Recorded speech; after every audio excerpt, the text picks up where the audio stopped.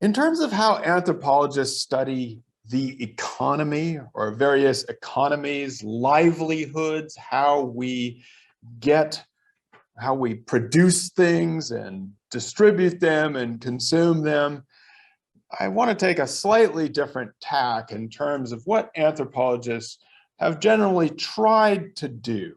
So in general, anthropologists went out and started to think about a wider range of things that you might consider economics, in the sense of how people have their food, their livelihood, and how goods are distributed and exchanged in a society.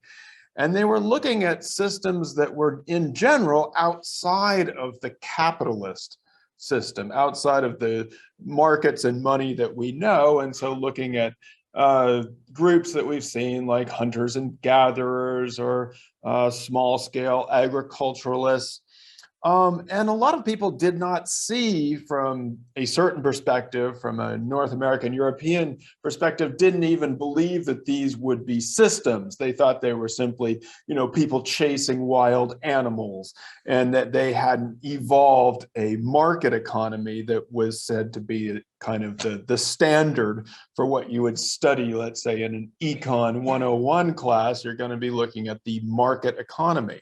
So anthropologists were studying societies and systems outside of the capitalist world and trying to account for that, their own logic and systematicity. They were also describing what we might call the underside of capitalism, the kind of people who'd been left out or had put into the beginnings of the capitalist system, but had kind of been screwed over by it. And so we talked about, for example, the mines of Potosi and the silver that was injected into the world economy, or the sugarcane plantations and the enslaved that were forced to basically transform the world economy so that it ran on sugar. A lot of people thought that those were not even capitalist, or we forgot about them, or we denied that there was any connection between that and the larger economy. So that was another role that anthropologists have had. And so in this, my feeling is that when anthropologists are describing the economy or various people's economies, we're trying to strike a balance, which is not always easy to strike. And the balance is between, we want to say, okay, well, there's a lot of different possibilities for how we organize our lives and our subsistence strategies. And a lot of those strategies have actually been more sustainable over time than what has happened in our own capitalist and market economy. These systems have lasted for longer. They've been more flexible and more durable and less scarring to the environment than a lot of what we've done in the last 200-300 years. So on the one hand, we've been concerned with describing this richness and how other people do their thing. But you have to balance that out, because so much of what people were doing was influenced by and fed into and was a part of the growing domination of one global trade system dominated by capitalism and spread through the colonial rule.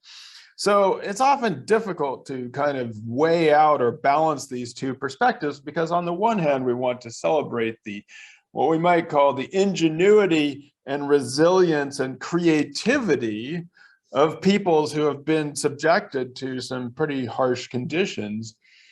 But you also have to keep in mind how much people have been constrained and not able to do what they might have wanted to do if they hadn't been facing the constraints under which they live out their lives. So this is, I guess, for me, this is a difficult balance to strike. And whenever I think about anthropologists' work, like we'll look at Richard Lee's work on people living in the Kalahari, there's this kind of balancing act, which I think we have to do. And so we'll talk about Richard Lee's work and how important it was in understanding the viability of a gathering and hunting society. But we'll also start to talk about something that he doesn't talk about so much, which is how much these people were actually part of a colonial and capitalist system, even though they remained as, or they were hunters and gatherers.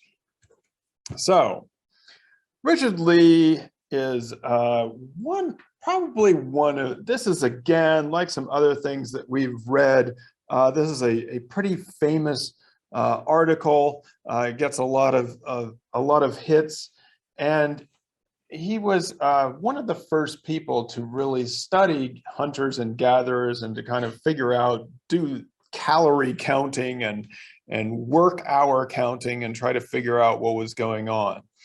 And he was also the person who came up, or somebody told him this. It is now credited to an anonymous Bushman in the Kalahari, which is, why should we plant when there are so many mongongo nuts in the world? And the idea is, why should we plant crops when there's an abundance of these pretty big mongongo nuts to gather, and they're nutritious and you can, have all the protein.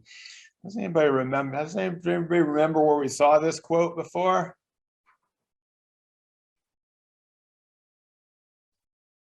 A while back. Actually, this quote comes up in Jared Diamond's article, Worst Mistake in the History of the Human Race. He borrows this quote. He doesn't tell us that Richard Lee was the one who got it, but admittedly, Richard Lee doesn't tell us the name of the person who said this. So maybe we can slightly forgive the plagiarism there.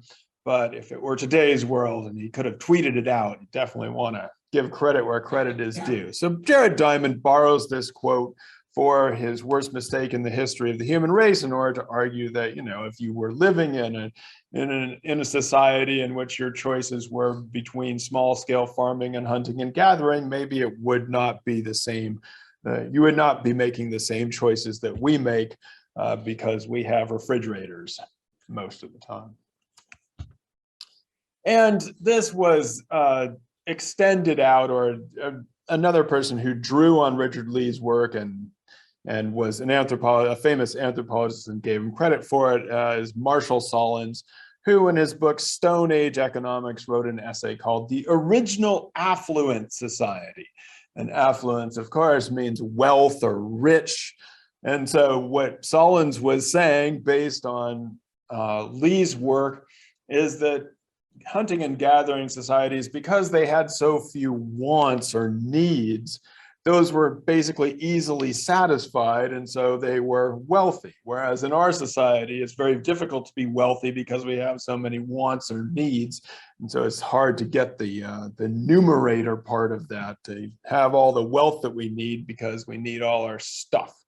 And so his argument was, if you don't need that much stuff, it's easily satisfied. You can then again, that's where that argument comes in, that to satisfy your needs in a hunting and gathering society, you would need to work about 10 to 15 hours per week. The rest of the time, you can dance and tell stories. All the stuff we were supposed to be doing, but it's not fun when the power goes out. All right, so Lee's work has been put out in various ways. This is a story, of course, of his field work and some lessons that he learned. He doesn't give us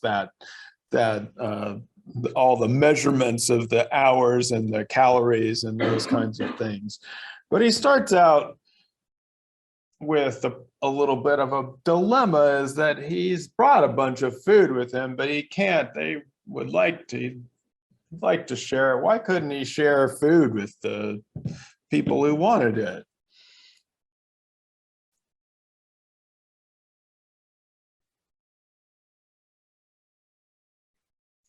Probably run out of food. That is true, but yeah. Didn't they reject it because it wasn't adequate, the odds that he gave them?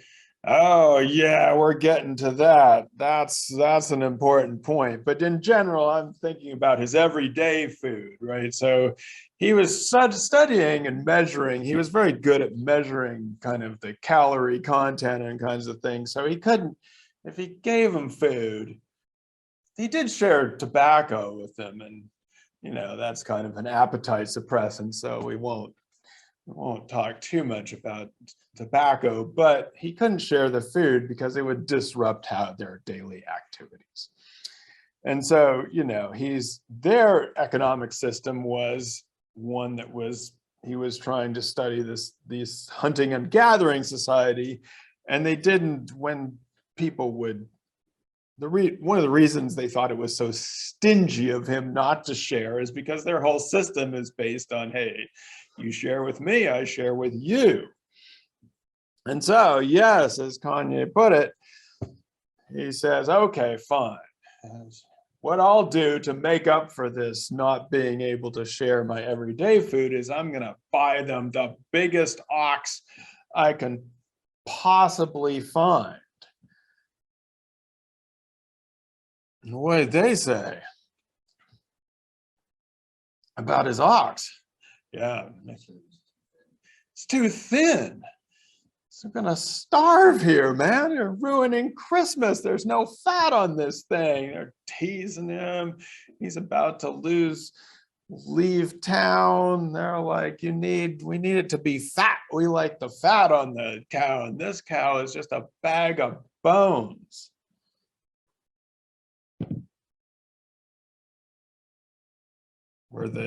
Why were they doing that? Or I guess what happened? Those of you who put down, I'm sorry, I had to take a couple points off if you put down that Lee just didn't understand that the cow was a thin, ugly cow and he was too stupid to know, because he does know about cows. What happens when they cut into it? Yeah. It's great. There's all this fat. They're dancing for days on end. It's the most beautiful thing. And they fall down laughing at how much they've made fun of him. Now, the question is, what happened? Did he go to the tribe of the assholes? Why were they doing this to him?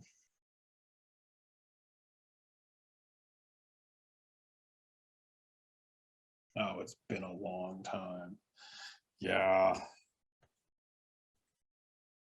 So as he's talking to them, he says, look, that's what we do to everybody. If somebody gets a big head and they think they're a great hunter, we say, no, that's not gonna work.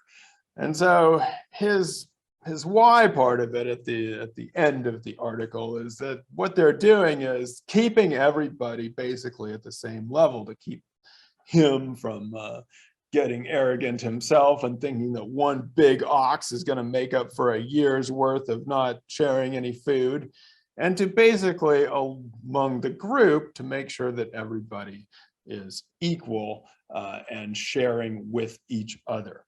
And so you come to the end of the article before his postscript, right? He says that their message to him is that there's nothing that's completely generous. Every time you're giving, you have some message, some element of calculating. And so this is what they do with each other every day, and without getting all excited about it. And so, they were, I think he's saying they were right to tease me, because in fact this was something that they do to survive all the time. So there's his message. So I like this article. I mean, it's a fun read, but it speaks to also how anthropologists look at economics and economies in a somewhat wider sense than what you would get in an economics class. And we generally kind of subdivide the economy into three phases or subsets. There's the production of food, or having to in this case, hunt and gather, the distribution or how you exchange it, and how you, in some cases, eat it or use it up or use the things that have been produced. So main message of anthropology here is how other people have economies and economic systems, and that they can work without necessarily having to have money or markets. So in the production phase in many societies, you're not necessarily producing just stuff. You're producing for a specific person or a family or a social group, and you're producing for the needs that you have in that group. And in terms of distribution, in a lot of societies, and especially perhaps before the introduction of money, there were relationships of what we call reciprocity, which is basically that I give you today and tomorrow you give me something back. And so, you know, we have these relationships in our families, you might say, where people are basically sharing things, and they're not, you know, you don't buy your food from your parents, right? We're just all kind of in the same family and giving and sharing with each other. But this can be done across the social group as well.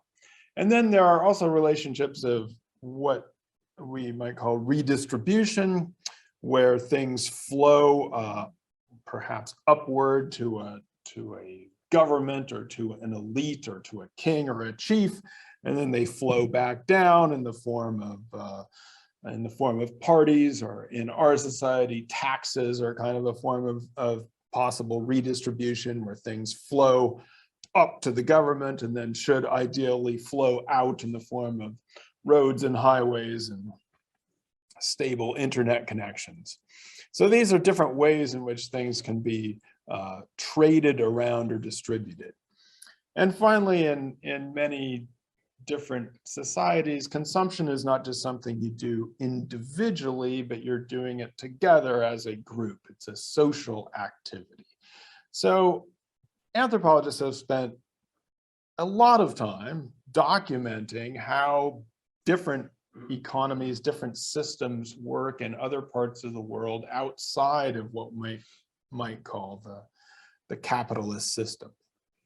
So now we turn a little bit to the balancing act, the other side of this, which is, well, they sure did like tobacco, and where did they get the tobacco from?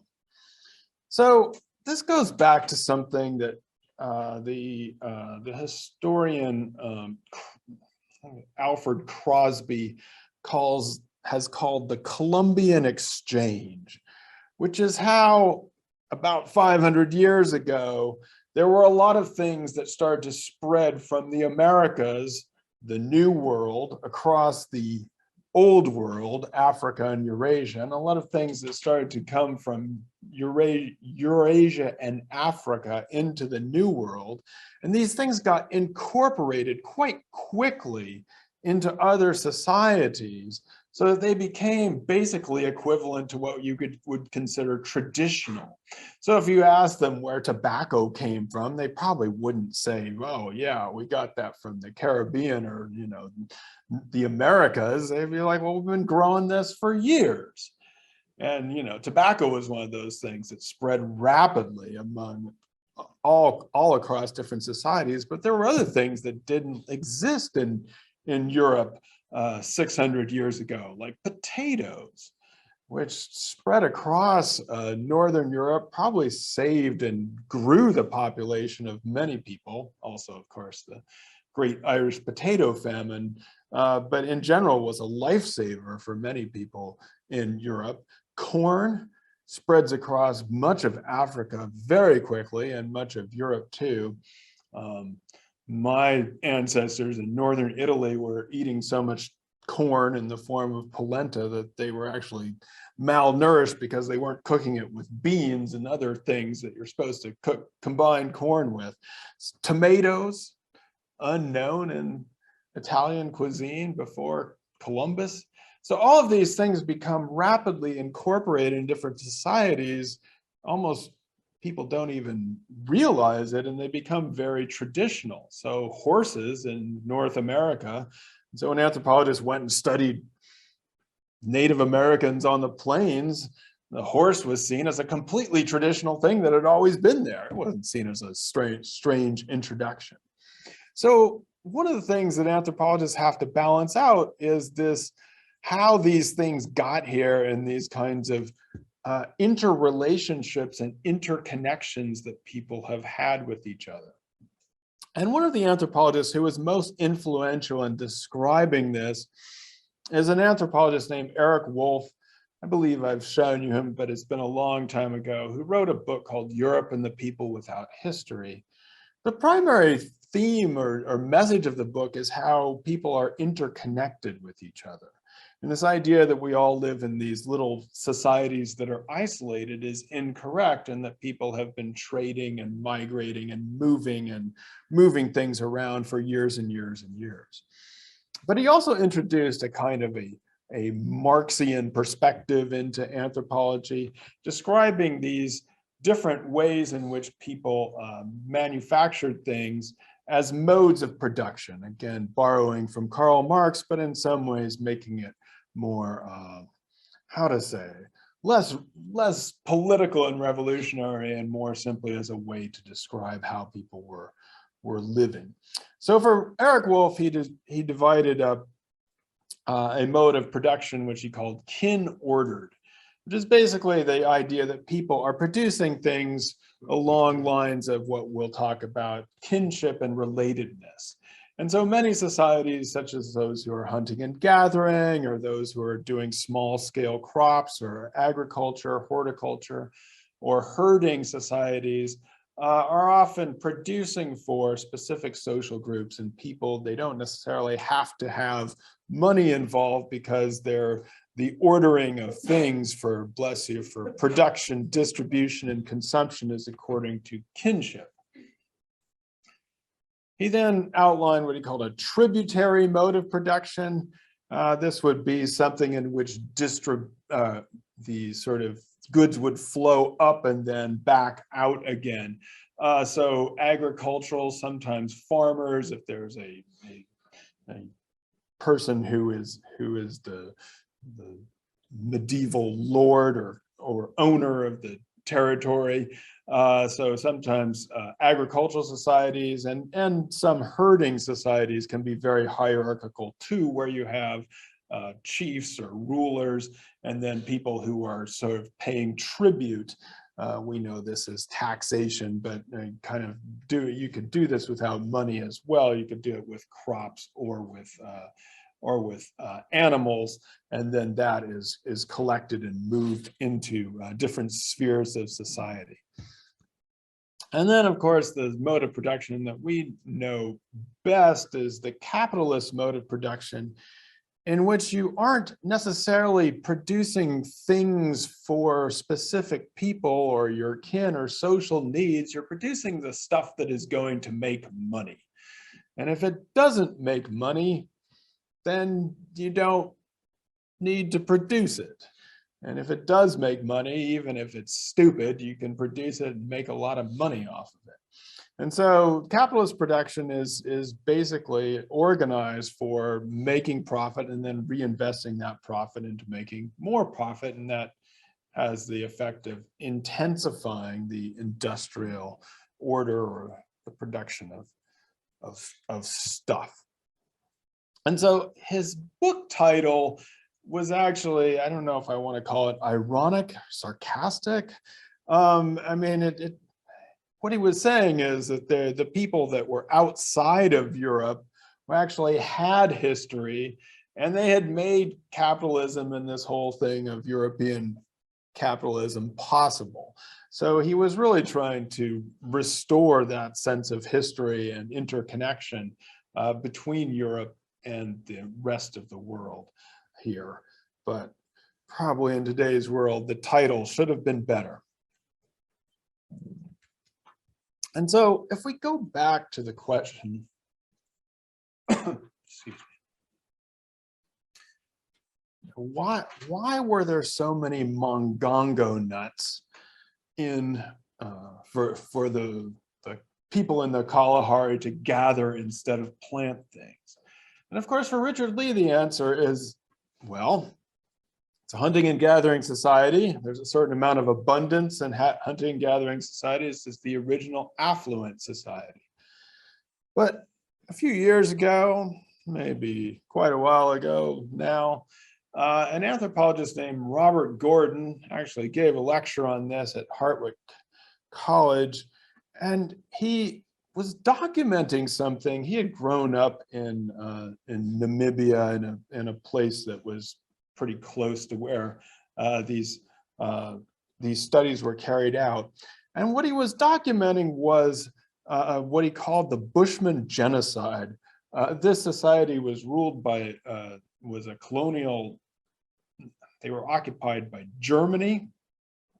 And during 1912 to 1915, Gordon argues that, you know, they basically carried out a genocide against the Bushmen. But people in the area didn't really recognize it. And a lot of scholars have overlooked it as well, in part because they had to read German to go into the archives and figure out what was going on. And so one of the people that Gordon said had basically not talked about this was Richard Lee.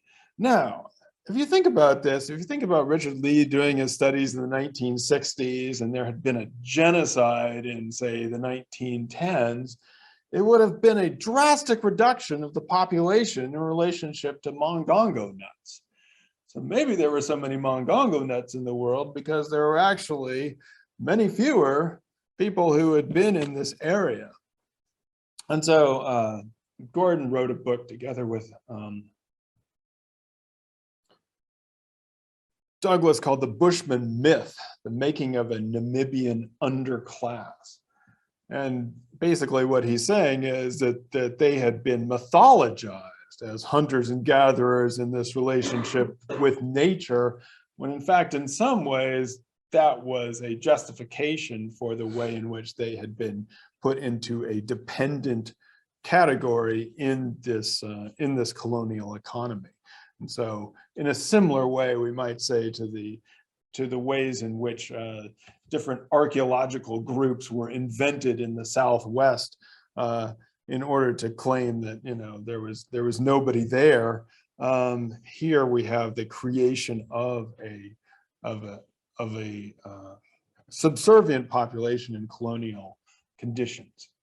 So basically this takes us back to, again, we've already copied this into our notes, this balance, right? On the one hand, it is true that it's an amazing thing that the people in the Kalahari as hunters and gatherers are able to do and able to live and be creative and survive and be resilient. On the other hand, we don't want to lose sight of their interrelationship with what happened during this colonial period and how they might have been influenced by that. So it's hard to, again, to strike that balance between trying to understand how people are creative and resilient, but also how they are constrained and limited by their situations.